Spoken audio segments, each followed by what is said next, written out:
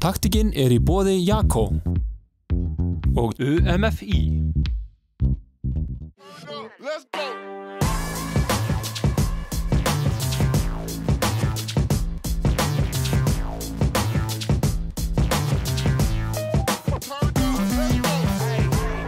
Komið sæl og velkomin í taktíkina. Það óhefbundið þáttur hjá okkur þessu sinni. Ég hérna í Reykjavík í höfuðstöðum UMFI og hingað til mín í settið ég komið með góðan gest, Auður framkvæmdastjóri, velkomin. Takk fyrir. Já, en við byrjum bara aðeins að reyna að ná utan UMFI. Þetta mjög fjölþætt starfsemi. Það er hreyfivikan, það eru landsmótin og síðan öll samskipti við öll íþróttafélögin. Hvernig myndum við skilgreina UMFI? UMFI er regnhlífasamtök, þetta eru frjáls félagasamtök og UMFI eru regnhlífasamtök fyrir íþrótta- og ungmennafélög út all land sem eiga aðild að samtökunum þá í gegnum sitt landsvæði, íþróttahéraðið sitt eða þá bara beint ef íþróttahéraðið ekki aðili að UMFI. Þannig að það svona hið formlega skipulag á UMFI. Og núna náttúrulega eins og allstaðar í samfélaginu hafa verið erfiðar aðstæður. Hvernig hefur þetta snert ykkur og ykkar starf? Þetta hefur snert okkur náttúrulega á mjög víðfeðman hátt. Annars vegar hefur þetta snert okkur bara okkur fyrir okkar verkefni sem við stöndum fyrir og svo hins vegar þá sambandsaðilarnir okkar og aðildafélögin. Þetta snertir þau náttúrulega á mjög veigamikinn hátt og við hefum svona aðalega verið að einbeita okkur að þeirra verkjum þessa dagana. En þau eru væntanlega þá að hafa samband við okkur og þeir í góðum samskiptum. Hvað eru þessi sambönd að segja? Það tvíþætt. Það annars vegar þá það þessi rekstrarlegu þættir sem við erum að eiga samtöl og svo hins vegar það bara samkomubannið og svona meira konkrét hlutir hvað má og hvað má ekki til þess að halda uppi þjónustu á tímum samkomubanns. Nú við sem íþróttaáhugamenn og íþróttaiðkendur, við höfum kannski sérstaklega áhuga á þessum rekstrarhluta íþróttana. En þar komið þið inn og getið veitt ráðgjöf? Já, við gerum það og reynum að styðja eins og við getum, en það nú oft þannig að þessi rekstrarlegu þættir ekkert mikið í sviðsljósinu nema þegar það eru vandræði á þeim, þá dúkka þeir upp á yfirborðið. Þannig að og það vissulega upp á yfirborðinu í augnablikinu, enda mjög krefjandi aðstæður víðs vegar land. Erum við að sjá það að peningarnir eru farnir að skipta meira máli en kannski við áttuðum okkur á í íþróttunum? Já og nei, upp á starfið, en já, vissulega maður getur orðað sem svo að blaðran sprungin á mörgum stöðum varðandi bara rekstramódelið og fyrirkomulagið sem hefur verið við lýðið, þannig að það vissulega algjörlega í forgangi á mörgum stöðum. Þannig að þetta kallar á það að íþróttafélög fara að hugsa svolítið öðruvísi og sitt starf hreinlega og rekstur. Já, á sumum stöðum þarf algjöra endurskipulagningu. Á öðrum stöðum þá minni aðgerða þörf, það sem að félög eru kannski ekki að bundin af styrktaraðilum og samningum. Þar svífur minna, ef maður getur orðað sem svo, en þar sem að félög eru bundin miklum og háum upphæðum í formi styrkveitinga og samstarfsaðila, þar þetta vissulega mjög erfitt. Nú sáum við líka svipaða erfiðleika í kreppunni, það kom upp erfiðleika núna í rekstrinum. Eitthvað sem hægt að gera til þess að koma í veg fyrir það sem að kemur svo til með að koma í framtíðinni? Það mjög áhugavert, eftir á mjög áhugavert að greina kreppuna, því að það sem að við sáum í kreppunni var það að það komu fleiri sjálfboðaliðar inn í störf íþróttahreyfingarinnar í kjölfar kreppunnar. Það var eins og fólk væri, ég veit ekki hvort það hefði meiri tíma eða hreinlega var að leggja meiri þyngd í samfélagið sitt og að leggja sitt að mörkum, taka þátt og vera þáttakandi í starfinu í félaginu sínu. Þannig að vissulega geta þær aðstöður orðið aftur til núna, en ég segi það kannski ekki rosalega spennandi fyrir marga að fara að koma sem sjálfboðaliði að starfi félagsins núna þar sem að fyrir liggja mjög erfiðar ákvarðanir og uppbyggingafasi og endurskipulag, en það getur vel verið að mörgum finnist það líka krefjandi, en vonandi náum við fólkinu inn í þessi mikilvægu sjálfboðaliða störf. Það hlýtur að vera svona ekstra mikilvægt núna að halda utanum þessa sjálfboðaliða. Já, og halda utanum sjálfboðaliðan okkar og halda utanum bara fólki okkar í félögunum og iðkendurnar.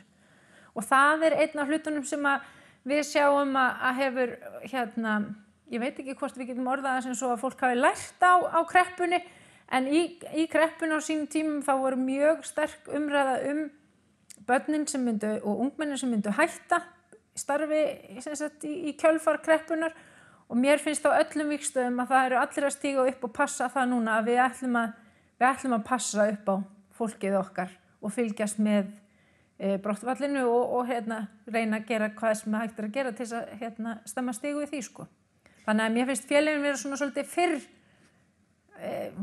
á tánum varðandi þá hluti.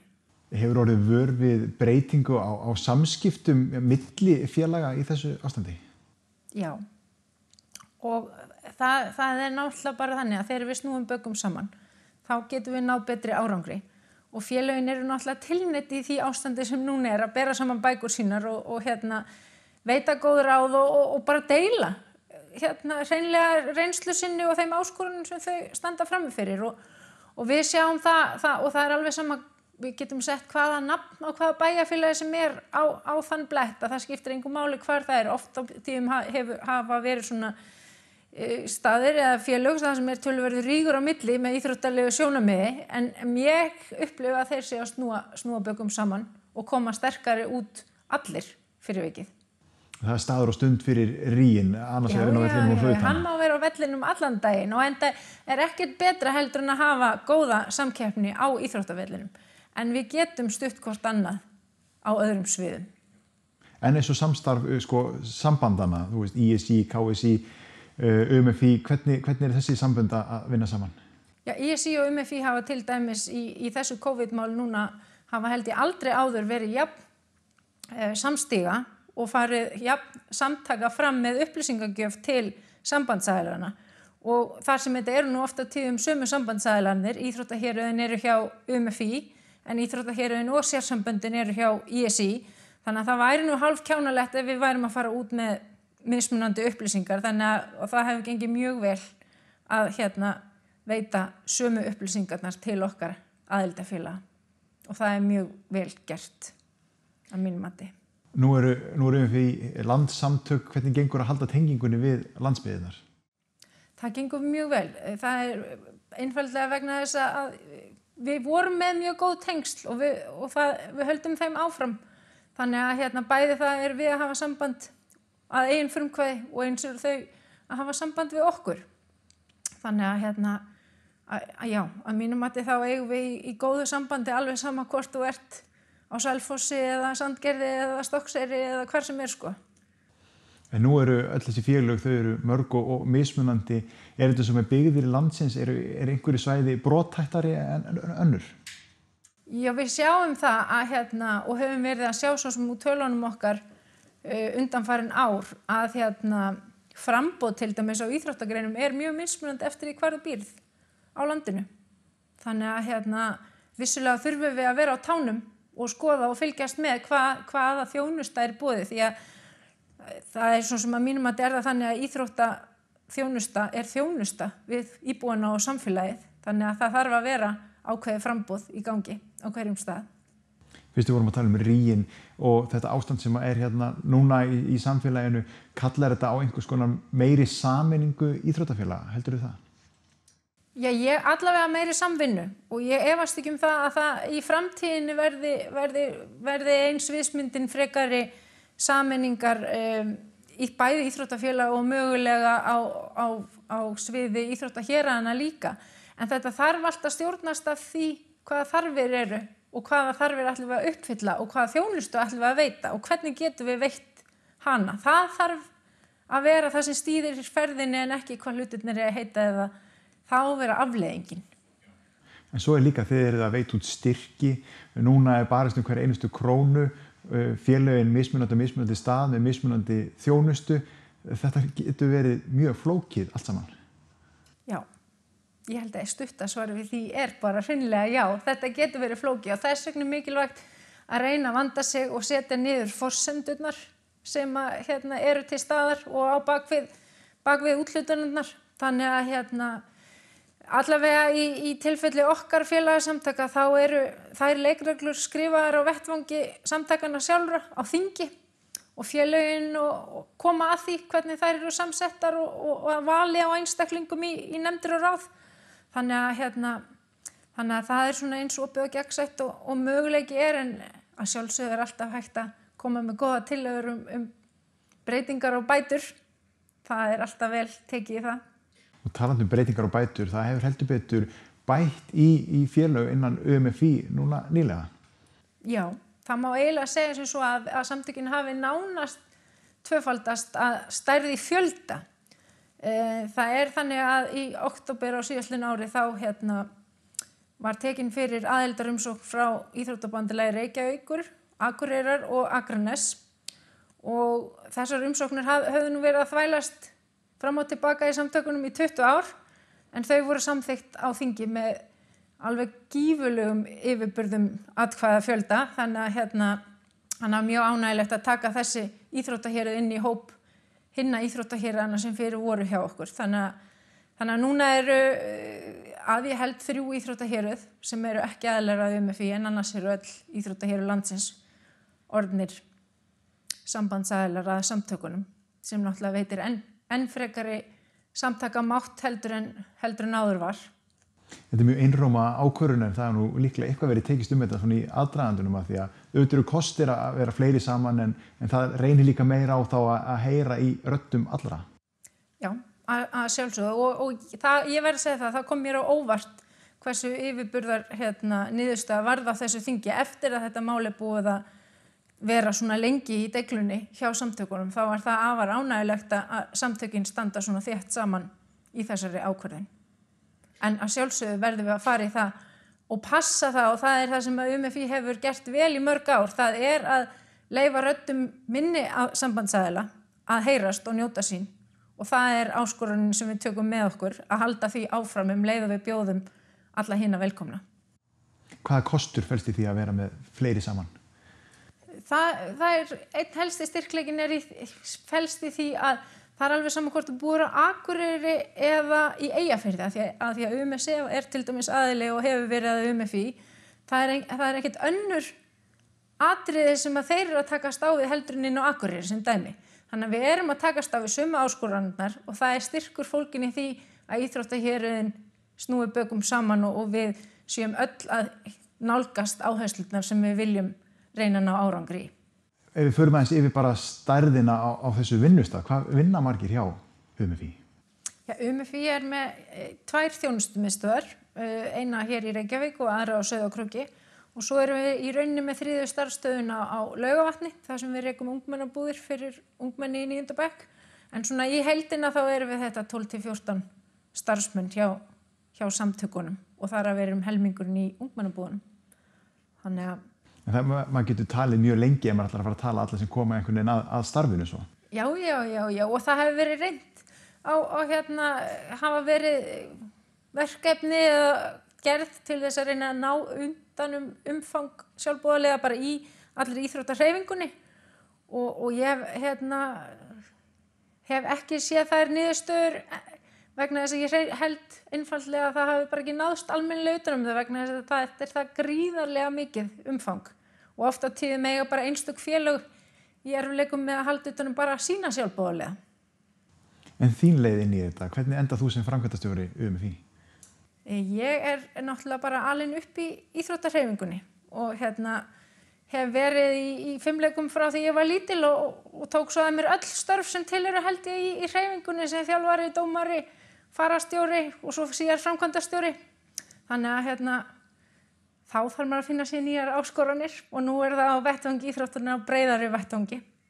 Þannig að þú ert gott dæmi hversu í raun víðfeðmar íþróttir geta verið að þær tæja anga sína mjög víða.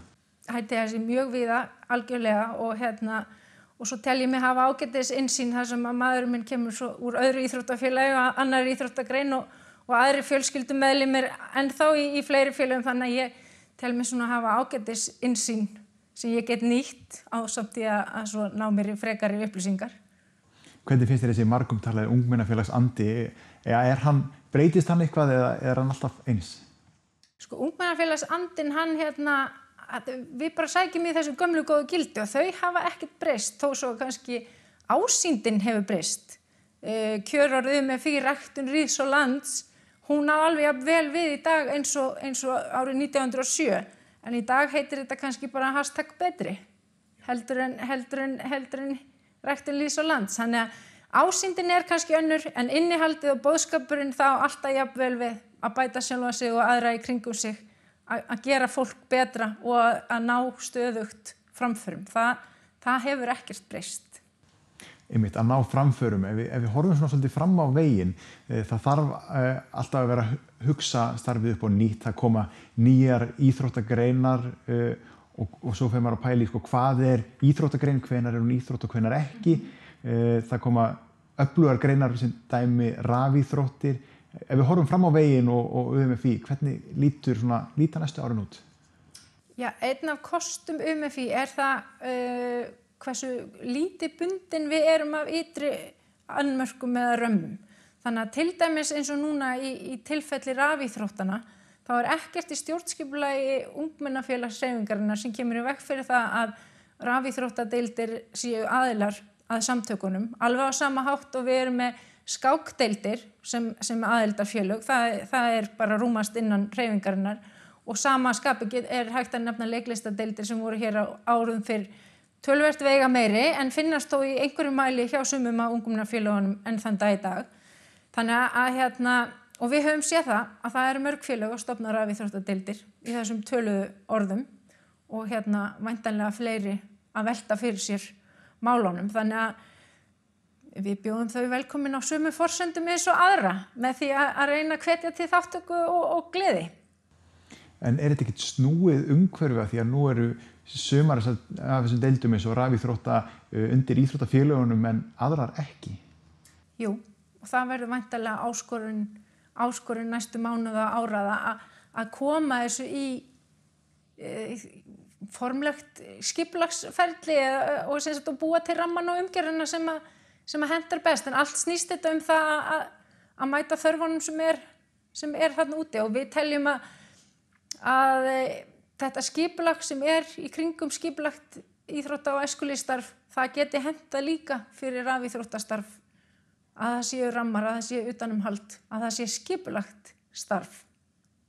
Þannig að með smá ramma þá getur flest allt kannski átt heima innan UMFÍ. Já, en það hefur það svo sem verið þannig í gegnum tíðina. Við sjáum alveg þegar ungmennafélagshreyfingin fór á stað, þá snerist það í kringum uppbyggingu samfélag og við sjáum að rosalega mörg félagsheimili til dæmis út allt land eru byggð á ungmennafélögum og svo fóru ungmennafélagar mikið í skógrækt sem er nú kannski að koma aftur núna, það verður kannski næsta trend. Þannig að UMFÍ hefur svona greinilega svolítið slegið í takt við tíðarandan hverju sinni og það er þarfir. En þessu fylgja mikli kostir og möguleikar auðvitað en líka áskoranir og það hlýtur að reyna á að vera með á nótunum og tánum. Algjörlega.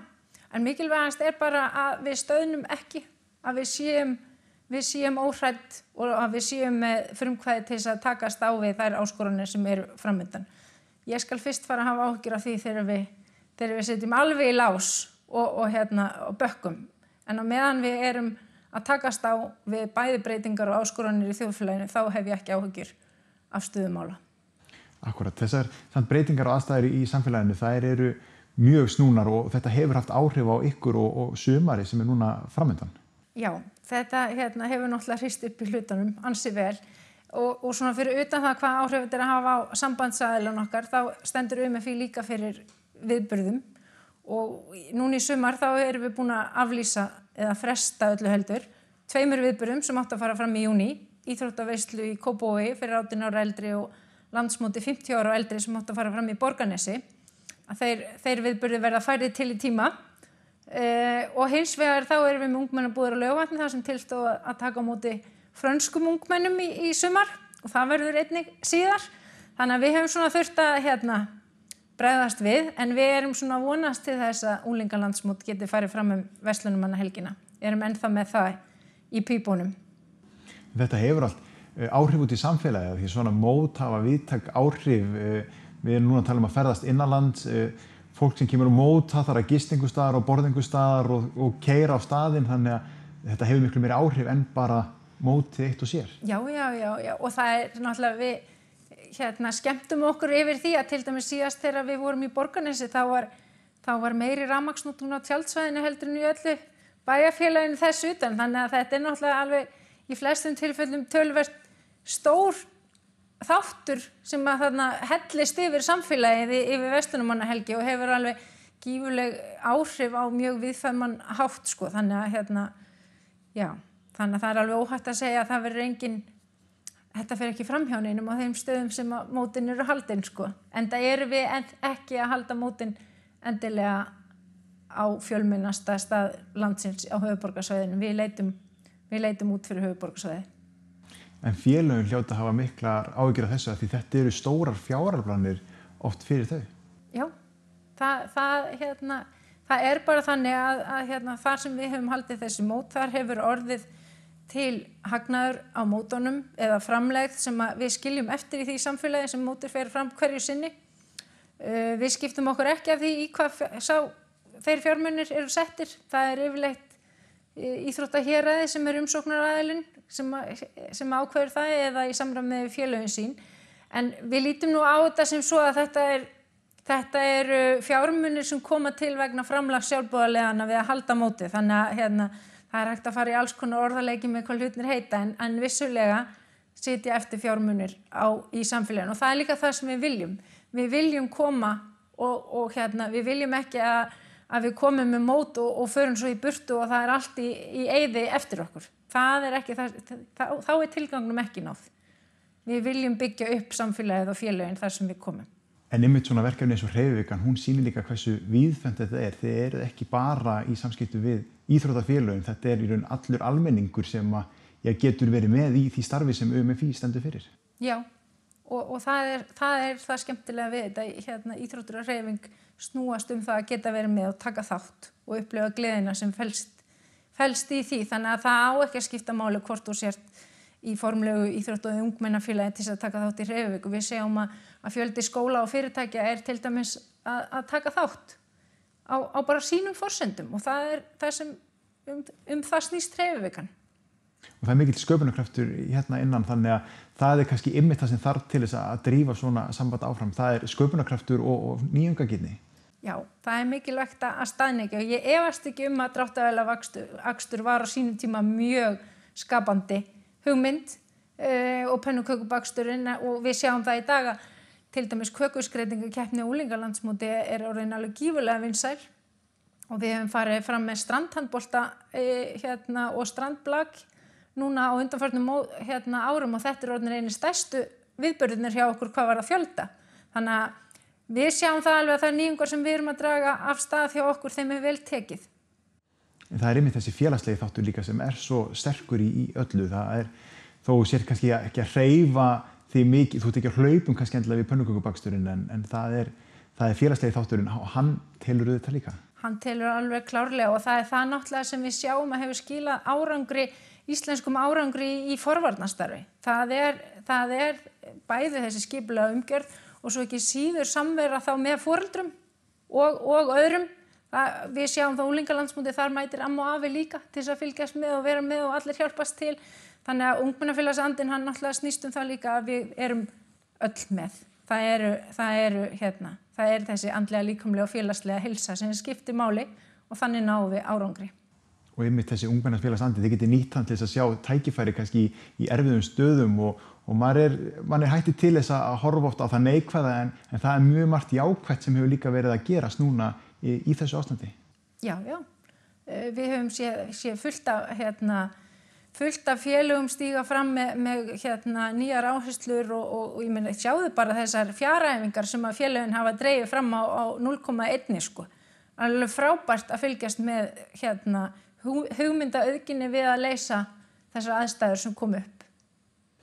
En eins og með aðra lausnir sem er að koma, þú veist, frá ríkisstjórn og annað, hvað finnst ykkur þessar lausnir og þessi viðbrögð sem er að koma til ykkar? Ég finnst vera tímapunkturinn til þess að segja takk.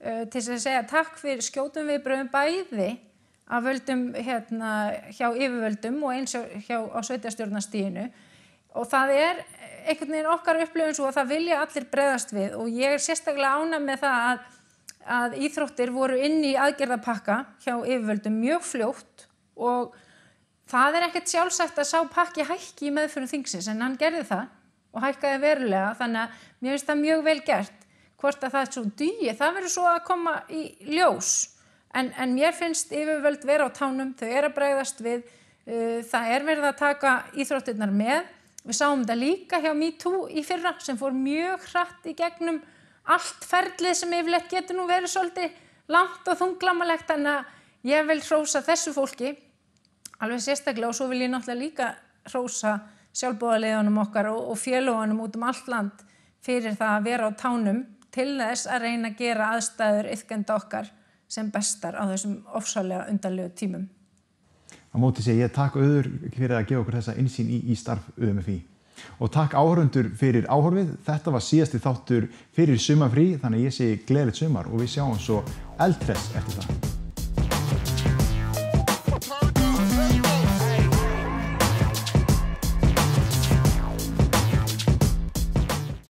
Taktikinn í boði Jakko og UMFÍ.